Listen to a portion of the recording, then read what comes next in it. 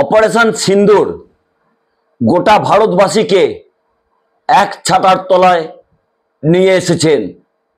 যতই ভারতীয় জনতা পার্টির বঙ্গ বিজেপির নেতা এবং বেশ কয়েকজন কেন্দ্রীয় বিজেপির নেতা যতই ধর্মের উস্কানির কথা বলুন, যতই হিন্দু মুসলমানের লড়াইয়ের কথা বলুন, যতই মুসলমানদের জিহাদি বলুন, কিন্তু গতকাল অপারেশন সিন্দুর সমস্ত ধর্মের মানুষকেই এক করে দিয়েছেন। এবং কেন্দ্রীয় সরকারের পক্ষ থেকে বা সেনাবাহিনীর পক্ষ থেকে গতকাল অপারেশন সিন্দুরে যে তিনটি বিষয়কে অত্যন্ত গুরুত্ব দেওয়া হয়েছিল, কারণ সেনাবাহিনীর দুইজন অফিসার, বিশেষ করে মহিলা অফিসারদের তারা গোটা বিশ্বকে ব্রিফ করার জন্য তাদের সামনে নিয়ে এসেছিলেন। তাদের মধ্যে ছিলেন সোফিয়া কুরেশি এবং ভূমিকা সিং। সেই দিক থেকেও একটা বার্তা কিন্তু গোটা বিশ্ববাসীকে ভারতবর্ষ দিয়েছে। তবে সমস্ত বিরোধী রাজনৈতিক দলগুলি যেভাবে ভারত সরকারের সঙ্গে একসাথে হাতে হাত মিলিয়ে এই লড়াইটির জন্য সকল সেনাবাহিনীকে তারা যেভাবে কুর্নিশ জানিয়েছেন তা কিন্তু অত্যন্ত গুরুত্বপূর্ণ। তৃণমূল কংগ্রেসের পক্ষ থেকে দেবাংশু ভট্টাচার্য বিষয়টির উপর আলোকপাত করে কি বলেছেন আপনারা শুনুন। দেখুন, এই যে অ্যাকশনটা হলো, এই অ্যাকশনটার পর পাকিস্তান বড্ড লাফালাফি করছে। তাদের নিউজ চ্যানেলগুলো তারা প্রত্যেকে লাফালাফি করে একটাই বক্তব্য যে আমরাও রিটালিয়েট করবো, আমরাও বদলা নেব। বাট সত্যি কি তারা সেটা পারবে? দেখুন, ভারতের প্রধানত ব্রহ্মোস টাইপের কিছু মিসাইল, যে মিসাইল তৈরি হয়েছিল এপিজে আব্দুল কালাম স্যার, যাকে মিসাইল ম্যান বলে যিনি পরিচিত, তার হাত ধরে, সেই মিসাইল প্রধানত পাকিস্তানে হামলা চালিয়েছে। পাকিস্তানেরও এয়ার ডিফেন্স সিস্টেম আছে, ভারতবর্ষ এয়ার ডিফেন্স সিস্টেম আছে। এই এয়ার ডিফেন্স সিস্টেমের কাজ কি? এই সিস্টেমের কাজ হচ্ছে বিদেশের মাটি থেকে কোনো মিসাইল বা কোনো ড্রোন জাতীয় কিছু যদি আসে, সেটাকে চিহ্নিত করে অটোমেটিক আকাশেই ধ্বংস করে দেয় মাটিতে পড়ার আগে। পাকিস্তান হয়তো আমাদের অন্যান্য মিসাইলকে ধ্বংস করতে পারবে কি পারবে না আমি বলতে পারবো না, কিন্তু ব্রহ্মোস এমন একটি মিসাইল যেটা পাকিস্তানের এয়ার ডিফেন্স সিস্টেমও আইডেন্টিফাই করার ক্ষমতা নেই। এবং সেই ব্রহ্মোসের মাধ্যমে এখন অব্দি যা খবর পাওয়া যাচ্ছে সেটার মাধ্যমে ধ্বংস করা হয়েছে পাকিস্তানের জঙ্গি ঘাঁটিগুলো। এখন পাকিস্তান বলছে তারা রিটালিয়েট করবে। এখানে নাম্বার ওয়ান কোশ্চেন, যে পাকিস্তান রিটালিয়েট করবে কেন? ভারত কি পাকিস্তানের সাধারণ নাগরিককে মেরেছে? ভারত কি পাকিস্তানের সেনাবাহিনীর উপর আক্রমণ করেছে? The answer is no. Bharat পাকিস্তানের জঙ্গি ঘাঁটিগুলো ভেঙেছে। এই জঙ্গি ঘাঁটিগুলো তো ভাঙার দরকার ছিল পাকিস্তানের নিজের, পাকিস্তান গভর্নমেন্টের। সেটা না করে সেটাকে ভারতকে করতে হলো। এর জন্য তো পাকিস্তানের থ্যাঙ্কস জানানোর কথা, যে আমার শরীরে যে ফোড়াটা হয়েছিল, যেটা আমার নিজের অপারেশন করার কথা, না আপনি ফাটিয়ে দিচ্ছেন, থ্যাংক ইউ দাদা। এটা না বলে পাকিস্তান উল্টে বলছে রিটালিয়েট করবো। আর রিটালিয়েট করবো বলার মাধ্যমে পাকিস্তান প্রমাণ করে দিচ্ছে যে তারা আসলে জঙ্গি পোষে, তারা জঙ্গিদের ফিট করে, তারা জঙ্গিদের বাড়ায়। কেন? কারণ তারা জানে সরাসরি ভারতের সাথে যুদ্ধ আমরা করতে পারবো না। 71 একবার মুতোর জবাব খেয়েছি, আমাদের দেশটা ইন্দিরা গান্ধীর মতো শেরনির হাত ধরে দুটুকরো হয়ে গেছে। ভারতের সাথে সরাসরি যুদ্ধ আমরা পারবো না। তাই কি এই টেরোরিজমের মাধ্যমে ভারতের ভেতরে অস্থিরতা তৈরি করতে থাকো। এবং তাদের আজকের দিনে যে টেরোরিজম, সেই টেরোরিজমের ধরনটা কিন্তু একটু অন্যরকম। এই যে দেখবেন এইবার পাহেলগামে যে অ্যাটাকটা হয়েছে, সেই অ্যাটাকে আপনারা যদি স্পেসিফিক্যালি লক্ষ্য করেন, তারা কিন্তু মেরেছে যে মানুষগুলোকে, তাদের ধর্ম জিজ্ঞাসা করে মেরেছে। এটা আমরা প্রত্যেকে জানি, শুনেছি বিভিন্ন সংবাদ মাধ্যমে, এবং যারা আক্রান্ত তারাও অনেকে বলেছেন। এই যে ধর্ম জিজ্ঞাসা করে মারলো, আপনি বলুন না এই ধর্ম জিজ্ঞাসা করে মেরে প্রফিটটা কি? ধরুন বেছে বেছে 30টা হিন্দুকে মারলো। ভারতবর্ষে 120 কোটি হিন্দু, হিন্দু শেষ হয়ে যাবে? নেপালে এত হিন্দু, শ্রীলঙ্কায় এত হিন্দু, শেষ হয়ে যাবে? ভারতবর্ষে এত দেশ আছে যেখানে এত হিন্দু, শেষ হয়ে যাবে? 20-30টা হিন্দুকে মেরে তো শেষ হবে না। কিন্তু তারা এই ধর্ম জিজ্ঞাসা করে মারলো কেন? কারণ এটা হচ্ছে ফিজিক্যাল ওয়ারের পাশাপাশি সাইকোলজিক্যাল ওয়ার। সাইকোলজিক্যাল ওয়ার মানে কি? একটা দেশকে শুধু প্রাণে, ধনে, পরিকাঠামো ভাবে ধ্বংস করে লাভ নেই, সাইকোলজিক্যালি সেই দেশকে ধ্বংস করো। এবং সেই প্রসেসের মধ্যে কি পড়ে? সেই প্রসেসের মধ্যে পড়ে এই প্রসেসটা। একটা সন্ত্রাসবাদী সংগঠন সে যখন ধর্ম জিজ্ঞাসা করে করে মারছে, তারা ভাবছে যে সেই দেশের মধ্যে অবস্থিত দুই ধর্মের মানুষের মধ্যে অবিশ্বাসের বাতাবরণ তৈরি হবে এবং এই ব্যাপারটা সাম্প্রদায়িক উত্তেজনা বাড়বে, ভারত গৃহযুদ্ধের পরিস্থিতির দিকে এগিয়ে যাবে, দুই ধর্মের মানুষের মধ্যে টেনশন বাড়বে। এটাই ছিল এই মূল উদ্দেশ্য। নাহলে সেনাবাহিনী এই কোনোদিন কোন সন্ত্রাসবাদী সংগঠন তারা ধর্ম জিজ্ঞাসা করে মারতো না। এটা মারার কারণটাই হচ্ছে ভারতবর্ষের মধ্যে, ভারতবর্ষের যে মূল ভিত্তি, ভারতবর্ষের যে মূল ঐতিহ্যের বাতাবরণ, আমাদের যে ঐতিহ্য, সম্প্রীতির ঐতিহ্য, সেটাকে ধ্বংস করো। এটাই ভারতবর্ষের মূল ফাউন্ডেশন। এই ফাউন্ডেশনটাকে আঘাত করো। আর তার জন্য মানুষ মারতে পারছো যতগুলো মারো, যতগুলো ইনফ্রাস্ট্রাকচার ধ্বংস করতে পারছো করো, কিন্তু তার চাইতে অনেক বেশি ইন্টারনালি ভারতবর্ষকে গৃহযুদ্ধের দিকে ঠেলে দাও। সাইকোলজিক্যালি ভারতবর্ষের নাগরিকদের মধ্যে একে অপরের প্রতি অবিশ্বাস তৈরি করে দাও। ইন্ডিয়া কি? আজকে ইন্ডিয়া হচ্ছে সেটা যেটা আজকে সেনাবাহিনী প্রেস কনফারেন্সে আপনারা দেখতে পেয়েছেন।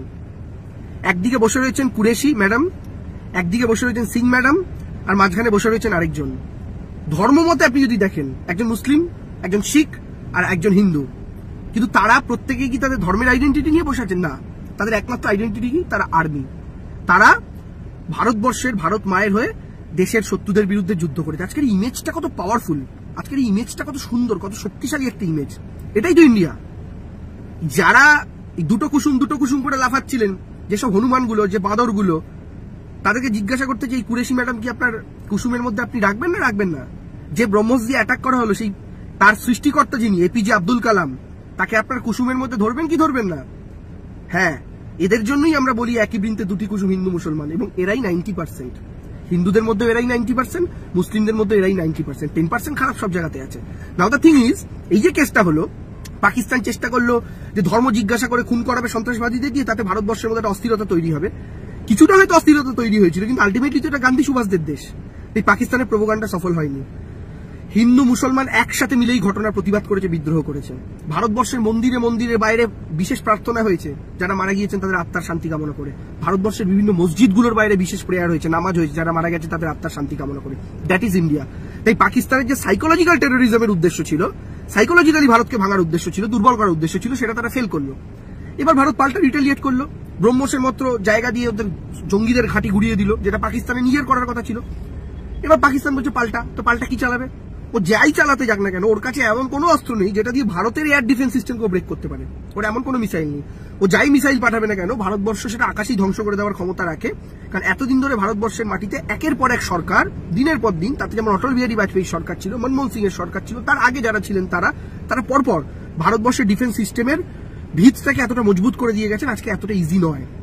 তো সেই জায়গা থেকে দাঁড়িয়ে পাকিস্তানের কাছে দুটোই জায়গা পড়ে থাকে। এক, বর্ডার এলাকাগুলোতে মর্টার ফটার ছোড়া, গুলি চালানো, আমাদের আর্মিদের উপর গুলি চালানো, অথবা সেকেন্ড অপশন থাকে আবার কোনো জঙ্গি সংগঠনকে ভারতে পাঠিয়ে আবার কোনো একটা ধ্বংসলীলা চালানো।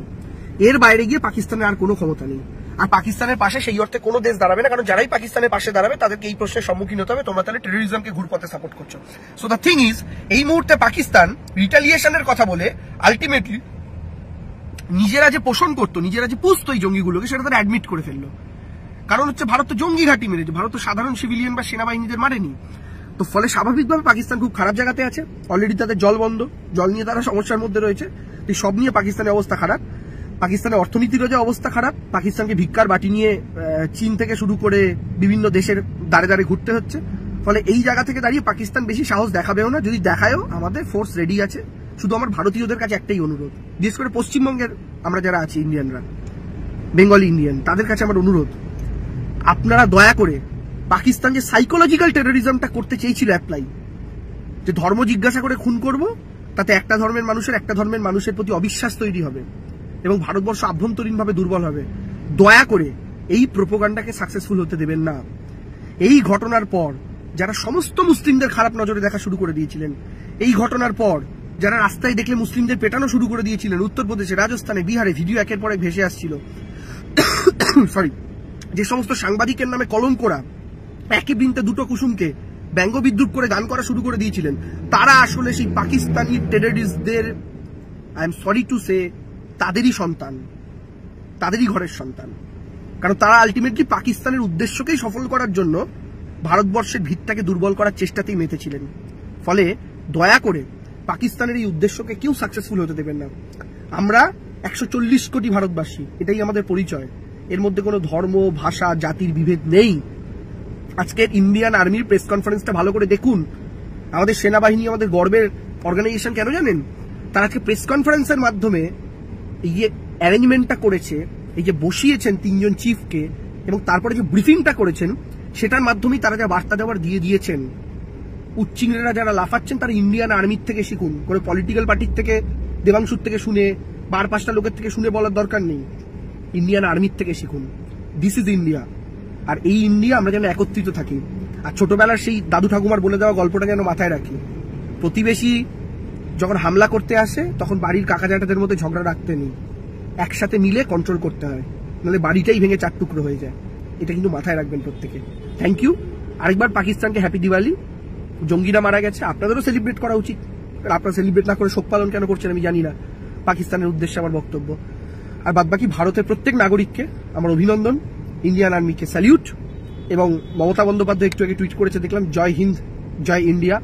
অভিষেক বন্দ্যোপাধ্যায় একটু আগে টুইট করেছেন, এই যে বিষয়টা আমি এখন বলছি, অভিষেক বন্দ্যোপাধ্যায় তার 15-20 মিনিট জাস্ট আগেই টুইট করেছে। আমি তার থেকেই আরো আইডিয়া নিয়ে আপনাদের এখানে বললাম যে এই যে স্ট্রং মেসেজ প্রেস কনফারেন্সটার মাধ্যমে, তো সেটা প্রত্যেকে ভালো থাকুন, সুস্থ থাকুন, একসাথে থাকুন, সংঘবদ্ধ থাকুন, এবং আরো একবার পাকিস্তানের উদ্দেশ্যকে সফল হতে দেবেন না। ওদের ফিজিক্যাল টেরোরিজমকে আটকানোর দায়িত্ব আর্মির, কিন্তু ওদের মেন্টাল সাইকোলজিক্যাল টেরোরিজম সেটাকে আটকানোর দায়িত্ব আমার আবার আপনার মতো সাধারণ ভারতবাসীর। এই কাজটা কিন্তু আর্মি পারবে না, এটা আমাকে আপনাকে করতে হবে। আর আমরা এটা করতে পারলেই শুধু ফেসবুকে যুদ্ধ ঘোষণা করে লাভ নেই, নিজেদের দায়িত্বটা নাগরিক হিসাবে যদি পালন করতে পারি তাহলেই প্রকৃত অর্থে ভারতীয় হয়ে উঠতে পারবো। জয় হিন্দ, বন্দে মাতরম।